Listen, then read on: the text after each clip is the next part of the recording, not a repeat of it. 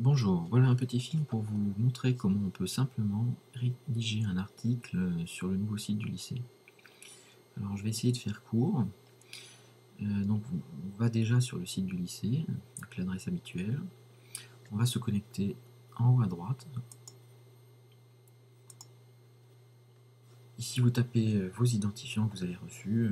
Je pense contacter moi-même ou alors Daniel et vous aurez de quoi vous connecter. Donc j'ai créé pour l'occasion un compte générique. Donc on se connecte.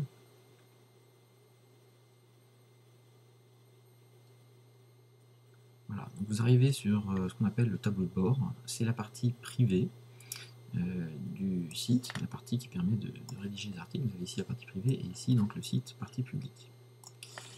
Voilà, donc dans cette partie privée, on voit déjà qu'il y a un certain nombre d'articles rédigés, quelques catégories. Catégories, ce sont des rubriques dans lesquelles se trouvent les articles.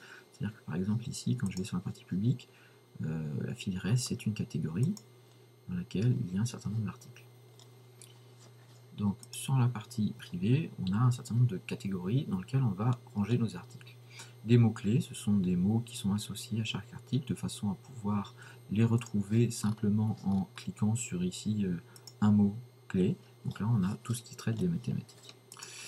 Il y a 19 pages. Les pages, petite différence, ce sont pas vraiment des articles, donc des pages plutôt fixes d'informations.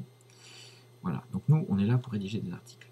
Alors, si on clique sur article, on a un aperçu de tous les articles actuellement sur le site, avec les mots-clés correspondants, dans les catégories dans lesquelles ils sont rangés, qui est-ce qui les a mis en ligne. On peut les afficher, on voit quand est-ce qu'ils ont été faits, etc. Pour ajouter un article, vous avez ici ajouter dans article, ou plus simplement là-haut, ajouter un article. Un article est composé donc d'un titre, on va mettre un titre, d'un sous-titre ou d'un deuxième titre, je ne sais pas, évidemment un sous-titre, pourquoi pas, un peu de texte ou un contenu, peu importe. On pourrait répéter ça aussi longtemps qu'on veut. Je refais ça comme ça pour le remplir un peu rapidement. On pourrait avoir un autre sous-titre. On pourrait avoir des puces.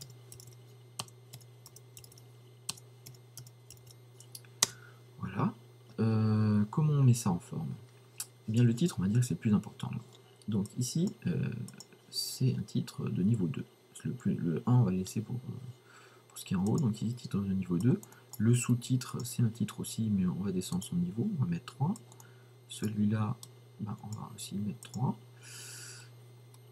Voilà, le texte ici, vous voyez quand je suis dessus, la fiche paragraphe, ben, ça restera du paragraphe. Ici vous êtes en fait, vous avez comme dans Word, une barre d'icônes qui permet de personnaliser, de modifier votre texte. Si vous ne l'avez pas en entier, c'est qu'elle n'est pas affichée, donc vous pouvez l'afficher ici. Ce texte-là, on peut changer sa couleur, hein, si on veut. On peut lui mettre un lien sur un mot. Donc ici, vous avez l'onglet lien. On peut aller sur Google. Si je n'écris pas bien, ça ne marchera pas. Voilà, si on veut que ça soit dans une nouvelle fenêtre, on valide ici, et on a un lien qui est inséré directement. Qu'est-ce que je peux vous dire d'autre? On peut le justifier, le centrer, le centrer à gauche, à droite, justifier.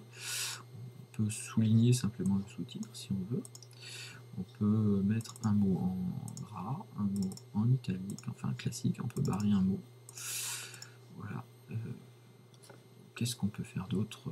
On peut indenter, c'est-à-dire le décaler un petit peu. Ah oui, ça me fait penser qu'on peut faire aussi des citations. Alors, une citation, qu'est-ce que c'est qu'une citation? Donc, citation.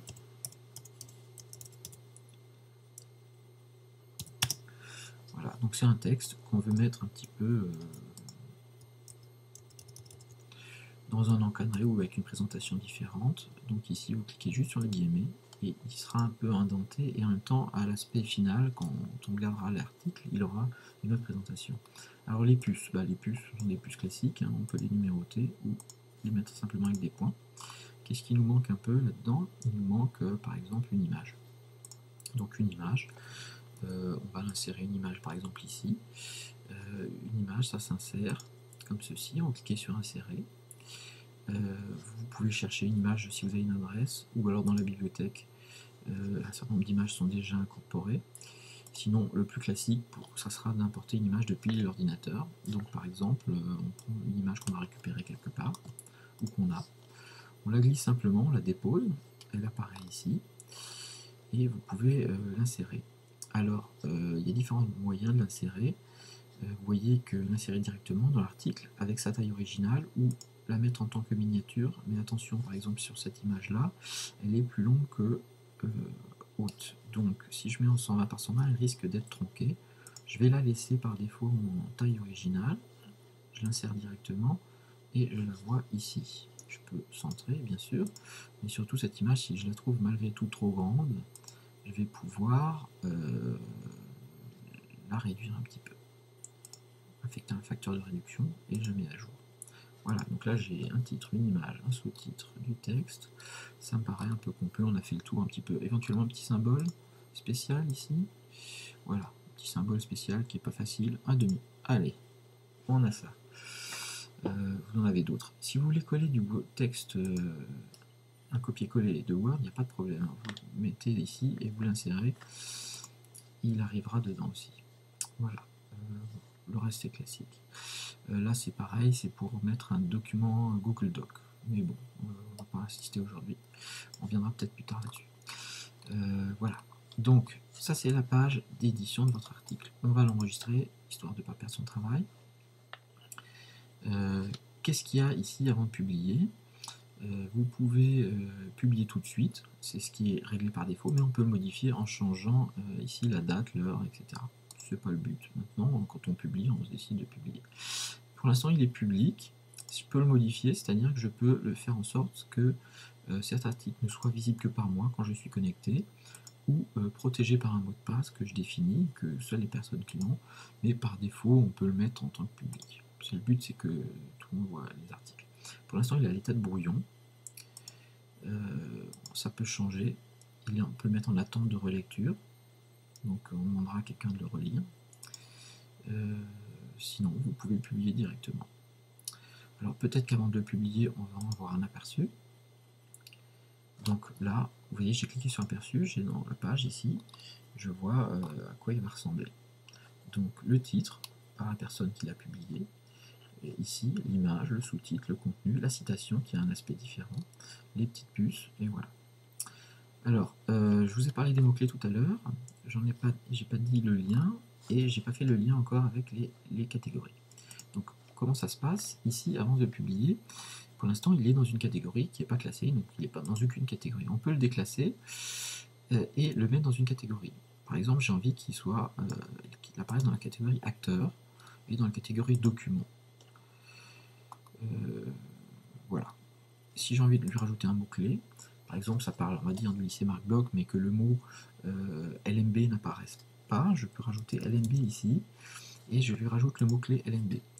Si vous avez si le mot lycée Marc Bloch apparaît en toutes lettres, c'est pas la peine de le rajouter, puisque dans un moteur de recherche, il le retrouvera votre article. Par contre, si LMB n'apparaît pas, il n'y a pas lieu de faire d'une recherche sur LMB ne fera pas référence à cet article-là forcément, donc ça serait intéressant de mettre le mot-clé LMB.